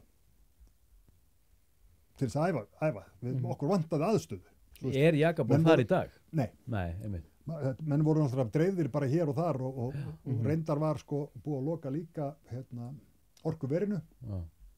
þar vorum við með ágæta aðstöðu svona, en það var, sko, þegar ég var í þessu, þá var að æfa kúlusteina eða afraunir eða hvað það var, skilju, þú þurftir að gera þetta úti. Alveg sama hvaða veðri. Já. Þannig að það kemur þessi hugmynd og látum bara verða af þessu. Fengum hann inni og þetta vatt upp á sig og svo fengum við vera þarna og fengum svo lága leigu þarna hjá þeim. Þetta byggingafélag námsmanna átti þetta þá og það var búið að rífa sko halva göttuna og helmingin af húsinu. Þannig við gáttum opnað hurð sko, þá sáum við bara voni búið að grafa grunn við okkur. Og þarna byrjum við bara með dót og endum svo á því að fara upp í Arnarbakka. Kjallarann þar á gömlu verslunarmiðstöðinni þar upp í Neðra Brjálsinu og sem við vorum í önnur 5 ár held ég. Og svo ákveðum kaupir borgin það eitthvað og Þeir fara eitthvað að pönkast í ykkur? Fóru að pönkast í okkur eitthvað. Það var nú svolítið merkilegt að sá sem að við fengum þetta hjá, það var ekki búið að vera neitt í 3 ár sko, í þessu húsnæði. Það þurftum að bera allt niður stigana. Og svo þegar við fórum það, þurftum náttúrulega að bera allt upp stigana. Og kallið sem átti þetta, ægilega mikill vinur minn bara, og hann var að semja við þá þegar borgin var að kaupa þetta, að við fengjum að vera þarna áfram eins lengi og bara hægt væri. Þannig til að við myndum gera eitthvað við þetta. Svo ég var nú eitthvað posta svona á Facebook og eitthvað og nýta í dag borgarstjóra. Svo það mæta þetta einhverju frá borginni svo og þá kemst ég náttúrulega því að þeir voru ekki hrifnir af þessu uppáttekki mínu að tala svona illum dag og það var allir illum dag. Já, þú ert ekki svo fyrsti sko. Þeir koma með eitthvað konu sem að reiknar eitthvað fyrir þá og ég veit ekki hvað þeir ætla að hækka leiguna við okkur sko rúmlega 100%. Það er svo kallar stökkbreyttur kapitalismi. Já, fyrir sko kjallara sem enginn gat notað upp í bökkum. Sem er örugglega tómur í dag. Og er búin að standa tómur síðan. Já, og ég ákvað sagði bara, herðu, nei, við ætlum að fara hérna. Og við fórum hérna og erum á æðislegum stað á Smiðjuveginum núna. Og erum á jarðhæð og bara með stóra glugga í frontinum, en þetta er klúbbur. Þetta er engaklúbbur. Það var sem ég að segja, það geta ekkert bara hver sem er bara komið. Er þetta ekki invite only? Ég menn þurfa svona að sækja þá að gangi í klubbinn. Og menn þurfa náttúrulega að hafa vissa líkamlega burði líka í það. Nei, ekkert endilega. Sumir hafa alveg svona venjulegir óbreyttir þarna líka sem bara hafa gaman að æfa þarna. En sko klúbburinn er þannig að það hafa allir sinn lykil. Já. Og þú kemur bara hvernig þú vilt. Kemur bara hvenær sem sólarhringsins sem er. Það er engin augskanni. Nei. Er ekki menn og konur? Jú. Það er engin sko, þetta er ekkert fínt og fancy, skilu. Er kvennaklefi? Það er skiptiklefi. Já, það er skiptiklefi. Það komast kannski 3 konur inn í einu. Já. Og það eru snagar. Og það er svona kallaklefi sem er aðeins stærri. Er ein sturta. Og þetta dugar alveg. Og hvað er með ykkur kraftakallana? Þið komið labbandi inn á golf. Ég fer eitthvað niður, skiptum föt og ger og græja og hangklæði og eitthvað svona kósí og þið eitthvað lappið með eitthvað ísokkitöskur, bara eitthvað á klank, skilurðu, bara eitthvað og svo bara eitthvað farið að gera stöf og svo bara eitthvað lappið út. Okkur getið ekki bara farið í sturtu með okkur inn? Já, ég reyndar þegar ég mátt að alltaf, ég fór alltaf í sturtu. Já. En það er mjög mikið í dag að menn er að koma kannski bara beint úr vinnunni eða eitthvað, þeir fara bara í æfingafötin bara í vinnunni, koma beint þaðan. Það er reyndar eitt sem kemur sko alltaf og hann fer í sturtu fyrir æfingu. Er hann að vinna í fiski eða eitthvað svona? Nei, hann er að verka ekki bara smiður. En þú veist, sturtan er ekkert mikið notuð. Við vorum með fleiri sturtur á hýrjum stöðunum og þetta bara var ekki mikið notað. Fólk kemur og fer bara sturtu heima. Þið er ekkert að teygja en svona. Jú, þú þarft að teygja, sko, þú þarft bara að gera þetta rétt. Skil. Teygjur fyrir æfingu er ekki æskilegt. Nei. En tegja eftir æfingu bara til þess að slaka og slaka á vöðvanum og hann jafni sig fyrr er æskilegt. Er það ekkert að stunda hana íhugun, svona einhverja íhugun eða svoleiðis? Það hlýtur að hjálpa til að slaka á vöðvanum. Jú, ég Róa taugakerfið? Ég reyndar þegar ég var að keppa, þá fór ég til svona dáleiðara. Já. Og ég fekk spólur hjá hann svo. Þannig að ég gat sett spóluna á, ég gat dottið út bara, sofnaði bara í djúpslökun. Ég gat vaknað bara eftir 20 mínútur útkvildur. Þarft ekki að svo. Kerfið bara einhvern veginn.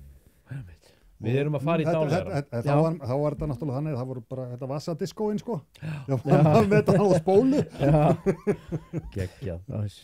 Herði, já, all right. Þá er það rauninni, áður en ég fer hérna í allavega loka mitt, altså mat þitt og framtíð sportsins og svona, þá er ég með eina spurningu sal.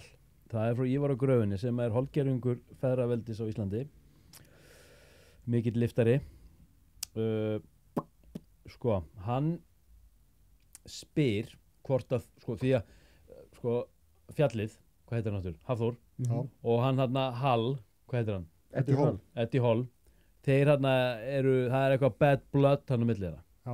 Og þetta er this is personal, það er alveg bara, það er beef á milli þeirra. Hvort sem það sé hluti af einhverju showbusiness og búið til alveg $1 million eða hvort þetta sé alvöru eða ekki. Hefur þú á einhverjum tímapunkti verið með eitthvað svona persónulegt bad blood í garði eitthvað? Það hafa verið eitthvað samkeppni á milli þín og eitthvað sem var á Íslandi og nefndu Hjalta Úsus á hann hlýtur að vera eitthvað árekstra þar eða eitthvað erlendis, eitthvað sem hefur verið persónulegt og mögulega orðið ofpersónulegt. Já, það var reyndar sagt við mig fyrir mörgum árum, það var reyndar Jamie Reeves sem sagði það við mig og það var reyndar rétt hjá hann Það sagði, þú þarft enga óvinni eða út vinni svo Hjalta. Já, er það þannig? Ok. Þá er það sagt. það er bara þannig. Já. Þið eru ekki vinnir í dag? Nei. Þið eru það ekki? Nei. Ég er alltaf kurteis við hann. Já, ok. Þið myndu heilsast, þið myndu mætast. Já, ég er alltaf kurteis við hann. Ég er alltaf, þú veist. En það er auðvitað ekkert sjálfgefið að menn eitthvað bara fallið saman. Nei. Þetta er bara svona og hann hefur bara hagað sér eins og bjáni oft og menn uppskera bara eftir því. Já, ok. Þannig að þetta er þinn Eddie Hall. Það má ég að segja það. Ætlið þið að fara í eitthvað svona bumbuliftingar einhvern tímann? Nei, veistu það. Ætlið þið ekkert að fara... Mér finnst bara miklu betra að bara ignora menn, eiginlega. En eitthvað svona, kannski þegar að... Þarft ekki að umgangast menn sem ef þú fílar það ekki eða eitthvað að koma, þarft ekki að umgangast. Nei, ok. Það er bara, getur bara tekið þá ákvörðun. Ég skil. Þú getur alltaf verið sýnt kurteisi. Þarft ekki að sýna virðingu. Nei. Pick your battles. Já. En þið tveir, þetta eru tvö bara stóru nöfnin, hérna ásamt Jón Páli. Já, hann var svona wannabe. Ok. Hann langaði alltaf að vinna þessa titla sem við og Jón vorum að vinna. Við þurfum að fá hann í viðtal núna. Það er engin spurning. Já. Herðu, geggjað. Herðu, matið og framtíð sportsins, til dæmis í samhengi við crossfit og aðrar íþróttagreinar sem hafa vaxið hvað hraðast síðustu ár. Þessu crossfitar. Já. Erum við kannski að taka það fram að það er 13. í dag. Já, það eru bara Það er ekki bara út þegar við erum í rauðagerinu. Ef að kofinn springur þá bara vitið þið hvað er að gerast. Já, nákvæmlega. Crossfit. Já. Eru sterkir þessir crossfitarar? Veistu hvernig crossfit var til? Nei, bjóstu það til? Nei. Jim Glassman. Já. Það var sem sagt strámann keppandi. Bróðir hans. Já. Glassman, hvað heitir sem startaði CrossFit. Já. Þessi aðal. Já, þetta byrjar eitthvað þenni að því að að fer að taka nokkra konur og svona láta þær æfa svona þessar í þessum græjum sem þeir voru með. Þetta byrjar þannig og svo býr til svona ákveða æfingaprógram. Þetta er svona ekkert ósvipað eins og bara bootcamp, skilur við, þú veist, eða army training og svona, skilur við, þú veist, með alls konar útfærslum. Þannig að strong, crossfit verður til út frá strongman. Já, einmitt. Það hlýtur að vera. Já, og þarna er búið að búa til strongman fyrir venjulega fólkið. Já, því þeir eru ekki með grjótinu, með einhverja póka. Já, eða ekki? og svo selur hann sem sagt Reebok. Já. Selur því og Reebok gerir þetta og þá verður þetta að stórsporti. Já, alveg bara fransesa og allt. Hann selur þeim hluta í þessu og þetta er frábær þjálfun og sem að sýnir svolítið það að þú veist, öll þessi gym þau festust svolítið í því að þú veist að vera með allt í maskinum og stinga pinna og veist eitthvað. Sko, að vera með hlutina í svona það sem við kalla lauslóða þjálfun. Kittibjöllur, þú veist, og alls konar svona. Þetta virkar langbest. Það er bara staðreynd. Vera veist, með stöng og þetta í staðin fyrir að vera alltaf fastur í einhverju maskínu sem að stjórnar öllum þínum hreyfingum. Þetta virkar best svona, þetta gerir þið að besta íþróttamanninum. Þetta gerir þið sterkastan. Þannig að þú horfir jákvæðum augum á þetta, þessa þróun. Já. Sko þetta styður allt hvert annað. Einnig, af því að hefur sko crossfiti vaxið, það hefur einnig stutt við ólympíska lyftingar. Það er margir sem að keppa í crossfit, keppa líka í ólympísku lyftingar. Það er rosa uppgangur í því. Það er rosa uppgangur í því. Og mér finnst bara frábært að þetta styður allt við hvert annað. Við erum búin að hanna svona annað sem heitir sko Strongfit. Það er verið að opna sem sagt Jagabol Strongfit í Kanada. Og þetta er ákveðið, þetta er þróað sem svona mitt á milli þess að vera crossfit og strongman. Það er ekki alveg þessa svakalegu endurtekningar og úthald, heldur þessi styrkur, þannig að þeir sem eru á þessu prógrami, sem hannað af mér og öðrum, geta svo ákveðið, langar þeim að fara sterkari leiðina eða langar þeim að fara crossfit leiðina. Þannig leggjum við meiri áherslu upp úr styrknum. En af hverju í Kanada? Af hverju ekki komið þetta hingað? Þetta er bara ekki byrjað hérna. Nei, ok. Þetta finnst spennandi. Mér finnst þetta spennandi. Já, mjög. Mér finnst sko með crossfiti, mér finnst þetta svo mikil hamagangur. Já, það er ofta, þetta er rosalega miklar endurtekningar og oft hefur komin í svona miklar endurtekningar, þá oft er hættan að þú ferða eins úr formi. Þú hættir að gera æfinguna rétt. Þú svindlar á forminu til að... Já, sko, þú ferð að sitja því meiðslahættu oft á tíðum. En sko, þetta fólk sem er á toppnum eða topp crossfit, þetta er með ólíkjum. Þetta er ofurmenni. Þetta er það. Virkilega. Og náttúrulega íslenska stelpurnar okkar hafa staðið sig ekki lítið vel í þessu. Bara kortir eftir dagsburð, bara mættar aftur. Ég var nú staddur hann daginn á Rogue Invitational. Og hann endar reyndar önnur en ég meina hún er ótrúleg. Þetta er náttúrulega bara afræks íþróttafólk. Algjörlega. Og þetta er náttúrulega leggur á sig gríðarlega vinnu. Það skiptir ekkert máli hvaða íþrótt það er. Ef þú ætlar að verða bestur, þó þú verður ekki einu sinni bestur, þá getur alltaf orðið besta útgáfan af þér. Þú getur alltaf komist eins langt og þú mögulega getur. Bara út á þinni líkamsgetu. En það er ekkert öllum gefið að verða heimsmeistarar.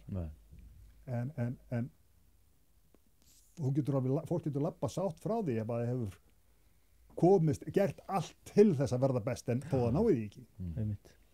En allt þetta fólk á mína virðingu fyrir alla þessa vinnu sem það leggur á sig. Og alveg sama hvaða íþrótt það er. sem er eitthvað svona tölum nota bene sko líkamlegt atgerfi. Ekki skák. Það er reyndar, sko, skák er náttúrulega ótrúlegt hugsunardæmi, sko. Já, Já, það er það. Heyrðu, ég er, sko, áður en ég fyrir nokkur ár frá sponsor, ég er búið með mitt stöf. Viltu bæta ykkur við? nei, það er bara frábært. Ég er bara að sækja um motivation fyrir ræktinni fyrir á móti. Já, nákvæmlega maður. Cross, hvað kallar þetta? Cross, Strongfit. strongfit. Já, mér finnst það hljóma Mér vel. finnst það mjög gott. Algjörlega, mér finnst það Þetta er mjög appealing. nákvæmlega það sem ég er að leita. Já, ég líka. Þetta er bara nákvæmlega. Já. Heyrðu, þetta er með ykkur loka orð. Magnus Ver, Magnusson. If you can't do deadlift, no reason to be alive. Nei, það var ekki þín orð. Nei, það voru Jón Páls orð á sín tíma Aha. og þau reyndar Fleyg. hanga uppi í jakaból. Já, já. Þetta er rosalegt.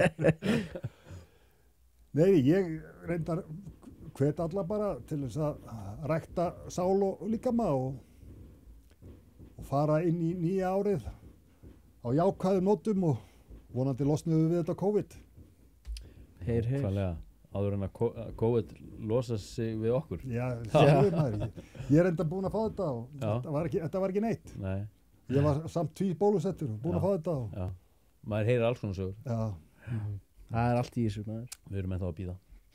Deadlifti hjálpa, maður. það er allir eftir að fá þetta. Herru, áður en við leysum þetta út með gjöfum, þá erum við Já. með hérna nokkur orð frá sponsor. Þetta tekur 2, 3 ár, 4 mínútur. 2 ára. Þótt Þorgríms í 1.000.000 ár nýri Ármúla. Og ég held að Ármúlan hann byggðist út frá Þótt Þorgríms. Altså, Þótt Þorgríms fyrst í Ármúlanum. Ég er að geta mig til. Já. Svo svona fer að hlaðast í kringum Þótt Þorgríms. Hann er búinn að Ok. vera þarna svo lengi. Og inn í jakaból, þá væri þetta alveg stórsniðu. Þessi gólöfn hérna, þetta Já, er þetta svo var- slitstert. Við erum að tala þetta er hérna Harmony, þetta eru 3 löga korki. Miðjulagið er hert með eins konar plastblöndu sem gerir styrkin. Botnin er hefðbundin korkur. Ætli þetta myndi þóla plötunar á Seyðisfirði? Ég hugsa að þetta myndi þóla hérna allt inn í jakaból. Þetta hérna. Sko, topplægið af þessu er, sko, er það slitstert að þetta sko, stendst hvaða kröfu sem er sko, í samanburði við hardparkett og annað. Sko. Og svo er það málið, sko, botnin sem er hefðbundin korkur, hann sko, korkur miglar ekki eins og MDF og Crossway gerir sem er undirlaga á öðru svona hardparketti og parketti og svona drasli. Crosswayur og MDF drekkur bara allt í sig. Sko. Korkurinn gerir það ekki, því hann inniheldur svo kallað súberín. Þetta er semst efni í korkinum og hann má nefna í því samingi að korktréið, þú veit nú með jómfrú á korkin hérna við hliðina þér, þetta er 27 ár in the making. Besta útgáfan af Korktréið, sjálfu sér. það er sem sagt Quercus super og sko súberín er svona eins konar lífrænt Gore-Tex, skiljið. Já. Og þetta gólfefni hérna, þetta, og ég hef sagt það áður, ég segi það aftur sem gamall smiður og með tréfettis, ég var ekki búinn að uppgöta þetta. Nei, það er magnað. Þetta finnst mér algjör snill, þetta er hljóðinangrandi, þetta gefur geðveiga akústík, þetta er mjúkt að ganga á og ég er í raunverulega að meina, það er ekki bara út í að við erum að fá pening fyrir það. Í alvörunni sko. Og ég Þetta ætti að vera upp í laugum fyrir hann Ara á inniskonum. algjörlega. Þetta var í fullkomið Heyrðu, það. svo í dag, svo skildi hann inniskóna bara eftir og hann var bara eitthvað á sokkunum. Ég er Mér í þetta- laugum. Ég er Og ég alltaf bara á svona, má það bara, fattur þú hvað við? Ég er alltaf á sokkunum í ræktinni. Ég fer aldrei í sko. Já, það. Aldrei sko. Ég þarf að fara með þér í ræktina. Já, En herru, ég er bara að segja, við erum ekki að sjá korkin nóg. Nei, Það er korkur. ég er sammálaður, ég er hjartalega sammálaður. Niður í Ármúla, hífið í Daniel og fáið hann til þess að selja ykkur korkin. Þótt Þorgríms, Heyr. í 1.000.000 ár. Herru, svo er það gott CBD. Gott CBD mátti ekki heita besta CBD, það er bannað, en því varð gott CBD fyrir valinu. Gott CBD með verslun bæði á netinu og í raunheimum, þar sem hægt er að fá allt sem tengir CBD. Oljur, krem, te, húðvandamál, CBD hamp til að reykja eins og ég sagði við þig. Ég rúlaði þessi bara í Jónur á gamlaskvöld. Þú reykir þetta bara eins og vennilega skunk, þú er ekki friðin. Ég sem gamalt stónir og óurkur alki, ég má þetta bara. Þetta er bara Hefur í ekki lagi. átt að dýfa jónunni í olíu áður en reyktir hann? Það er næs. Ég stakk 50 mg CBD stíl upp í raskatið á mér daginn. Ég er búin að gera það tvisvar. Það er mjög næs. Mælið mig því að þið viljið slaka á eftir æfingar. Ég er ekkert að grínast. Eftir æfingar til þess að ná slökun á vöðana og endurheimt og annað. Stíl, máldött. 50 Já. milligram og 1 Magnús ver. SBD, nei, ég segi hérna CBD hefur reyndar gefið góða raun. Algjörlega. Ég hef verið að tekja þetta svona með hléum Já, og þetta hlén eru góð. þetta Já. gefur góða raun. Já, það gerir það. Þetta hjálpar við slökun, þetta hjálpar við recovery. Já, finnur það ekki? Já, já. Það er mitt. Og þú hérna hvílist betur, þú sefur og hvílist betur. Já. Ég gerði það líka að taka þetta á kvöldir sko fyrir svefnin, Já. hvíldist miklu betur. Já. Miklu betur. CBD hefur gert okkur að betra mönnum. Miklu betur. Svo var ég að nota þetta helling hérna þegar ég var nú sem vestur í njánum, Já, sem reyna að nota það sem verkjalið, Já. já. það hjálpaði eitthvað. Já. Já, þú þarf þá að fara upp í mjög háa prósentur, sko. Já. Mjög háa, upp í bara 20-30%, sko. Já. Og við erum með þær oljur hérna. Líka. En sko, já. Sko, gott CBD, gæðasteinbit sem þýðir að varan kemur frá heildrætni framleiðslu, frá fræi Já. í flösku. Og það er nefnilega mikið í alvörinni, ég er að fá alls konar símtöl, það er verið að selja rosa mikið svona white label dótinn á Íslandi. Ok. Þannig að þú ert með kristalla sem eru blandaðir í svona burðaroljur, Bara svo eigðstekling. sett í flotta kassa og fancy pansy og þetta dót kostar í framleiðslu 500 kall. Og þetta er selt mjög ódýrt, en það er ekki hægt að líka þessu saman við í rauninni vörur sem að meðal annars Lego og Pharmahemp, sko, það sem að þú ert með heildræna framleiðslu og þú ert með í rauninni bara ábyrgð tekin af ræktun. Amen. Og ég meina, og ég er ekki bara að segja út að ég fæ pening fyrir það, það er satt. Já. Einmitt. En, sko, Talandi það. sko, hérna, þetta stöfina, þetta er Dr. Kent, þetta er CBD, sportgel, þetta býr yfir vandaðri samsetningu, virkra innihaldsefna og miklu magni, þetta er 550 mg af lífrænt ræktuðu CBD. Gelin er ætlað að vinna á verkjuðum svæðum, Magnús, Já, þá ala á styrðum liðum, Magnús, og stífum vöðum, Magnús, bæði fyrir og sérstaklega eftir miklar áreynslu. Margir upplifa að skjóta virkni fyrst sem snögga kælingu í húðinni, en síðan strax í kjölfarið hitatilfinningu og verkjastillingu. Í boði gott CBD þá ætlum við að afhenda þér þetta krem. Þetta er heavy stuff. Þetta er geggjað. Það Finnur er bara ekki lyktinni. hverjir sem fá þetta. Ég Nei. let senda eftir ég þessu er búin að sérstaklega. prófa svona alls konar gel og svona kælir og hitt og þetta og það bara með CBD og bara mjög jákvætt. Þetta er rollsinn af þeim kremum. Já, Ég hringdi Sigga og ég sagði, heyrðu, Magnús verður að koma, hvað eigum við að gera fyrir hann? Og hann kom með þetta hennar og setti þetta inn á katalóguna. Já, ok. Heyrðu, já, og varandi CBD, þá líka, ég ætla að minna á afsláttakóðan. Já. En með 15% bæði í búð og í netinu og það er þvott á sem við litnum stöðum. Nota hann og svo vil ég líka minna fólk á að subscribe á YouTube og öllu þessu drasli. Það skiptir máli. Hérna ertu með glasamáttur, Magnús, þetta er korkur frá Þórni Þorgríms, já, Gjörðu svo vel. frábært. 6 stykki. Þú verður bara að koma aftur eða þú ætlar að bjóða fleirum í mat. Og hérna, já, þannig að við erum bara búnir. Magnús, takk kærlega fyrir að koma til okkar. Takk fyrir. ótrúlega Gaman og skemmtilegt. heiður að hitta þig. Mikil Takk heiður. fyrir. Farðu vel með þig. Sömuleiðis að hitta ykkur. Takk.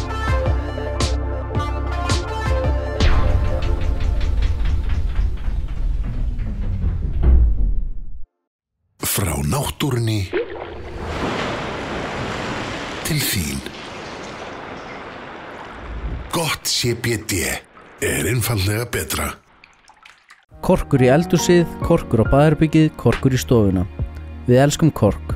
Korkur, umhverfisvænn, hipp og cool. Þórgríms er stoltur styrktaraðili Þvottahússins.